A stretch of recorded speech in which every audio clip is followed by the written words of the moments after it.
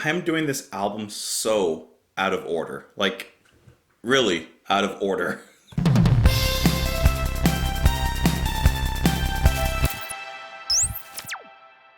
What's up, guys? Welcome back to Just JP. My name is Justin, and today we're listening to the title track, Going for the One, of their album, Going for the One, released in 1977, the opener to the album. I wasn't even purposely trying to do this album, but after listening to Turn of the Century, I just wanted to hear more. It just so happened that I approached this in a totally unconventional way. Either way, I hope that you guys have been enjoying it because I've been enjoying listening to this album. I think Yes is like finally, if you couldn't tell, they're finally like really clicking for me. Took me just a little bit, but now like I'm starting to really, my wheels are spinning with them. You guys can join me on Twitter. You guys can join me in the comments down below. I always want to know your thoughts on the songs. Hope you guys are having an amazing day, and let's do it. This is Going for the One from Yes. One, two, one, two, three, four.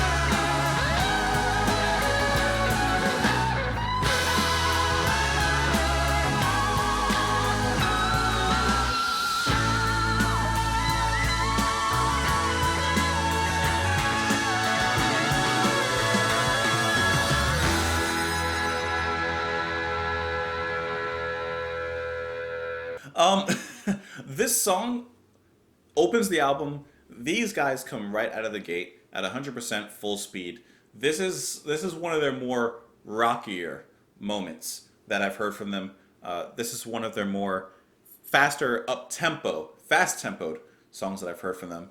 Kind of like the name of the album and of this track, it sounds like they're going for it. Like they are putting 100% of their effort into this song, obviously the rest of the album as well, but into, I'm sorry, my volume was very low. Like they just start off so momentous and it doesn't lit up at all in this song until you get into the next track where it really reels it back in. That's just such a good song. But here they're making a statement. Yes, there's been some changes. I know that they had a 3-year break, but we're back and we're as best and better and good as we've ever been. I love the guitar right here too. Let me turn it down a little bit because it's too loud for me talking. This is going to sound weird. Sometimes I try to think of new ways to describe the music that I hear. I don't like to watch my own videos too much, but I feel like sometimes I use the same words over and over and over again. So I try to come up with little phrases here and there here. Okay? Here's what I got for you. It's going to sound really out of my range, but listen here. This song is sonically expansive and pleasing. Ooh, you like how I worded that? Trying to become more verbose in my vocabulary. What I mean by that is, one, the dynamics in this song on every end of the spectrum are just perfect. The soft and subtleties are there for such a hard rocker of a song, for something not heavy, but that has weight to it in this song. You can pick apart every instrument very, very clearly. So production was great on this one. But what I mean by expansive is there's a wide range of sounds going on. But for all these different sounds, for the guitar, you can pick it out very clearly. The really good riffing in there. I love the guitar riff. I played it already, but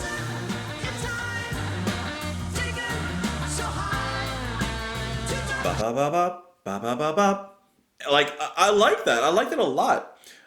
Keyboards in the back, you can pick those out so well, and everything adds to this montage of music. Oh yeah, now where the vocabulary is expanding. Because in lesser produced hands, this sound would actually come across, I think, kind of messy. Because there's so much going on. Because there's so many layers to peel back in this song in particular. But in the hands of Yes, everything is greatly produced, sounds clear, and you can really hear the contribution and effort put in by each musician in this song. And I find that that's most notable right there in that section right there, because you can hear every member doing something. The bass, bum, bum, bum, bum. The guitar, dun, dun, dun, dun, dun, dun, dun, dun. John singing, doing his thing. Keyboards in the back, adding this bright layer of sparkles. I don't know what that means, but you know what I mean. Like, he's adding these bright synth lines in there. Everything just comes together so well. That's all I'm going to say on that one. My favorite part of the song is actually the ending. I think the way that it ended was beautiful. Because this song starts at 110%. Because this song starts out so powerful and driving. The ending, you get a bit of release. You get a bit of conclusion to the song. And it sounds just really good. The way that it kind of fades away a little bit. Not a literal fade out, but the music from this powerful explosion, it's like you're left with the reverberating echoes. Listen to the harmonies as the guitar and the synth builds up. I love that. Back it up.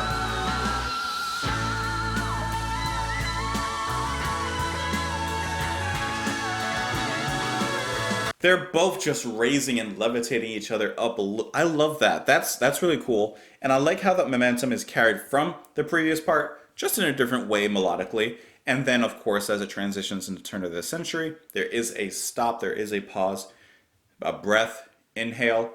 The exhale is Turn of the Century, which is just majestic. I love that song. I don't know, it's so lovely to me. I like that. And I don't know why, but for some reason, I feel like Rush would do a great cover of this song. I know that I've been mentioning that quite a few times in the past few videos. I'm sorry. Sometimes when I'm listening to the song, I'm like, this is really good. Hey, this band would sound really good covering this song. I'd like to hear their take on it. That just, I don't know why that popped in my head. I just think Rush would do a cool job covering this song. And then I really like the uplifting nature of, I guess it's the chorus, because he does sing it a few times, when he says, going for the one. I think that's how it does it.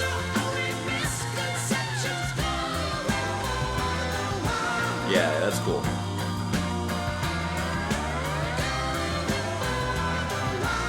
I like that. Harmonizing in the back. I like that. That's a powerful moment, just like the ending.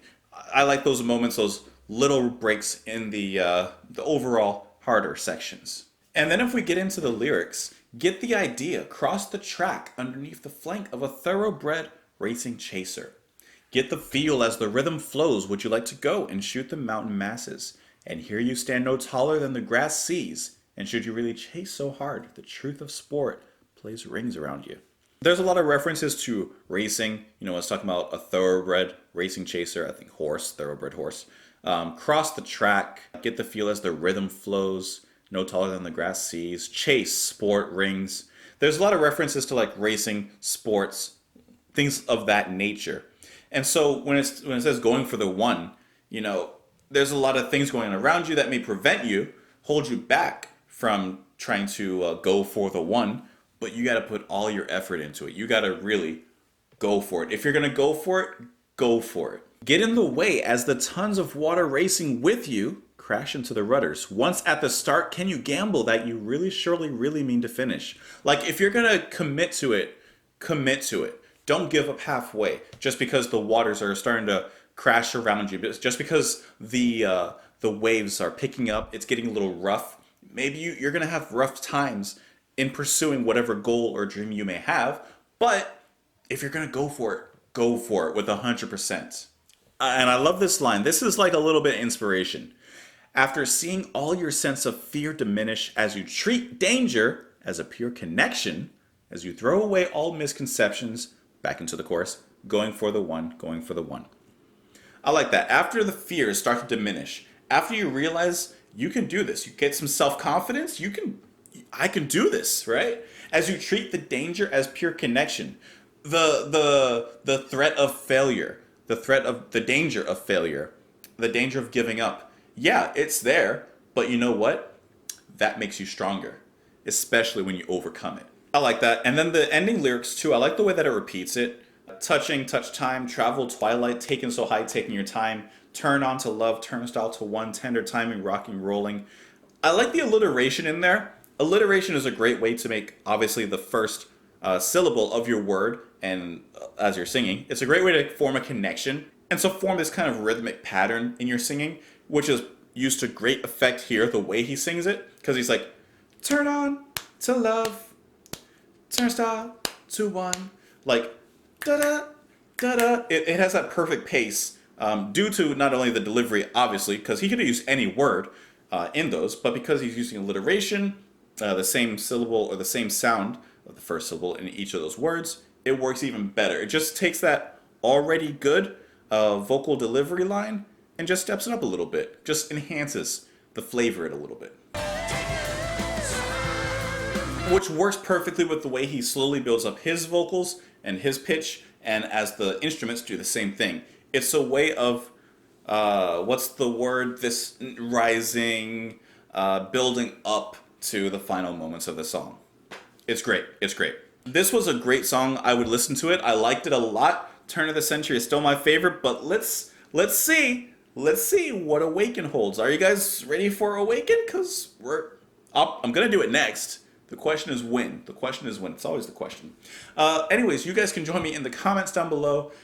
Join me on Twitter if you're interested. Let me know what you think of this song, of this album, as a matter of fact. And hope you have a great day. I'll see you tomorrow.